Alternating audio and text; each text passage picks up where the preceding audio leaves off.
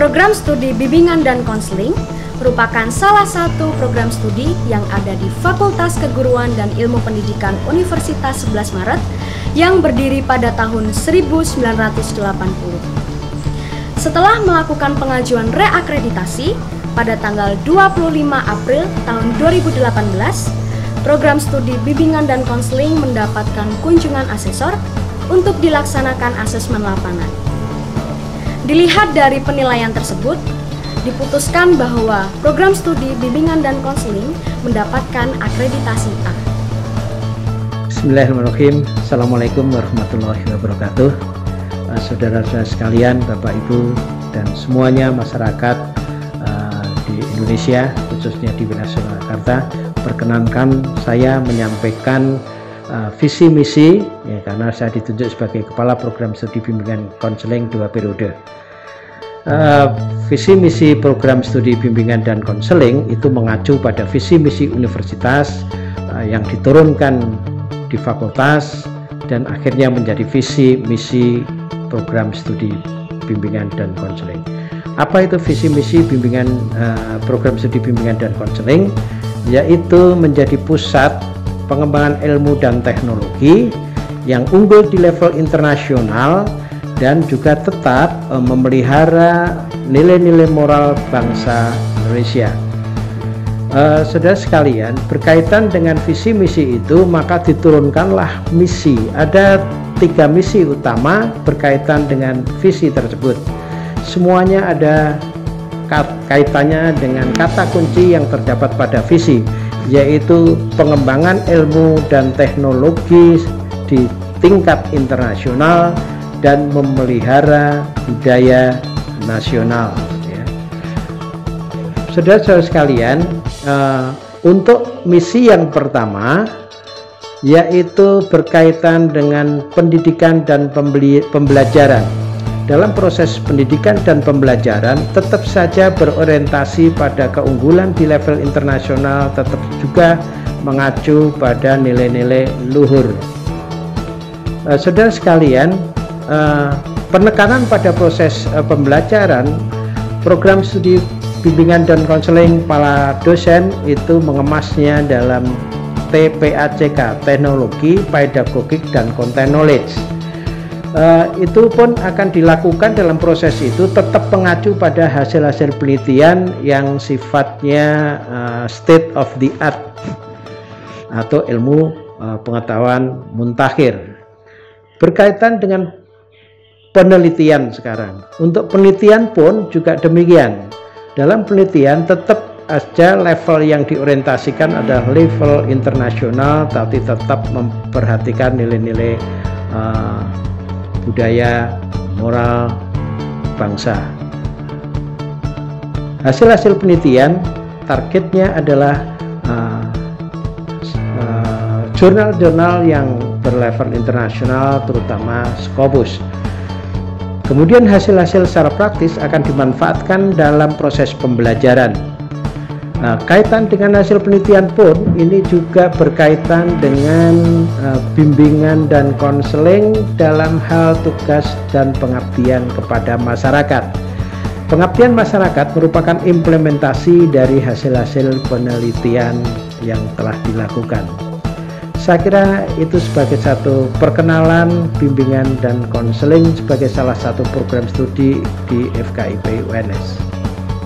Sekian, wassalamualaikum warahmatullahi wabarakatuh.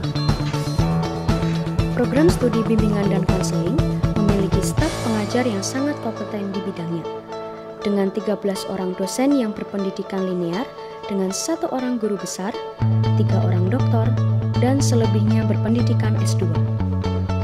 Selain itu, dalam program studi bimbingan dan konseling, terdapat beberapa beasiswa seperti beasiswa Super Semar, PPA Basnas, dan yang lain-lainnya, yang mampu membantu mahasiswa dalam bidang akademik maupun non-akademik. Selain berprestasi, mahasiswa bimbingan dan konseling Universitas 11 Maret memiliki segudang bakat yang patut diapresiasi. Program studi bimbingan dan konseling mengadopsi kurikulum sesuai Kerangka Kualifikasi Nasional Indonesia kurikulum berbasis kompetensi, dan kurikulum merdeka belajar. Ketiga kurikulum ini diharapkan mampu untuk mencapai tujuan dari program studi bimbingan dan konseling untuk menghasilkan lulusan bimbingan konseling yang berkompeten serta memiliki prospek kerja yang cemerlang. Dalam rangka meningkatkan kualitas pembelajaran, program studi bimbingan dan konseling FKIP UNS telah melakukan kerjasama dengan beberapa instansi pendidikan dalam negeri maupun luar negeri, seperti Universiti Kebangsaan Malaysia, Tripsatri Raja Baja University, University of Shantou, China, dan the University of the Philippines, Los Baños. Selain dalam instansi pendidikan, program studi bimbingan dan konseling UNS juga menjalin kerjasama dengan Asosiasi Bimbingan dan Konseling Indonesia. Capaian profil lulusan mahasiswa BK FKIP UNS diantaranya adalah menjadi seorang pendidik profesional, peneliti, pengembang bidang ilmu bimbingan dan konseling, trainer, dan juga dicetak menjadi seorang entrepreneur. Hal ini ditunjang dengan capaian profil lulusan dari mata kuliah yang mendukung. Di antaranya adalah mata kuliah praktikum bimbingan pribadi sosial, karir, akademik, maupun spiritual. Di samping itu pula, di masa ini adalah kampus merdeka belajar. Mahasiswa bisa diharapkan mendapatkan berbagai pengalaman dari pertukaran pelajar, asistensi mengajar, kuliah kerja nyata, proyek masuk desa, dan salah satunya adalah program kampus mengajar. Program studi bimbingan dan konseling seringkali mengadakan event yang bertujuan meningkatkan wawasan, skill, dan rasa simpati maupun empati mahasiswa bimbingan dan konseling. Seperti kegiatan sambutan mahasiswa baru, pemilihan Mas Mbak BK, seminar nasional yang menghadirkan narasumber berkompeten dalam bidangnya, kompetisi olahraga, penggalangan dana, dan lain-lain. Terdapat beberapa fasilitas sebagai bentuk penunjang pembelajaran, seperti ruang perkuliahan yang berada pada Gedung A dan Gedung E, Fakultas Keguruan dan Ilmu Pendidikan, ruang laboratorium konseling, perpustakaan, program studi bimbingan dan konseling, dan lainnya.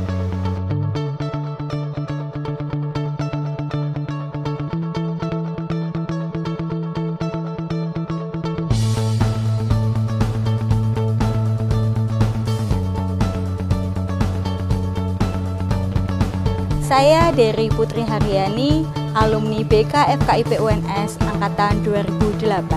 Selama saya berkuliah di BK FKIP UNS, saya dididik oleh tenaga pengajar yang profesional. Ilmu yang saya dapatkan ketika di bangku perkuliahan sekarang sudah dapat saya aplikasikan di dunia pekerjaan, yaitu sebagai guru bimbingan dan konseling. Saya berharap BK FKIP UNS semakin jaya dan dapat mencetak generasi guru bimbingan dan konseling dan juga konselor yang lebih profesional dan berkarakter. Semakin jaya BK UNS-ku. Itulah gambaran dari program studi bimbingan dan konseling yang ada di Fakultas Keguruan dan Ilmu Pendidikan Universitas 11 Maret. BK Bangkit!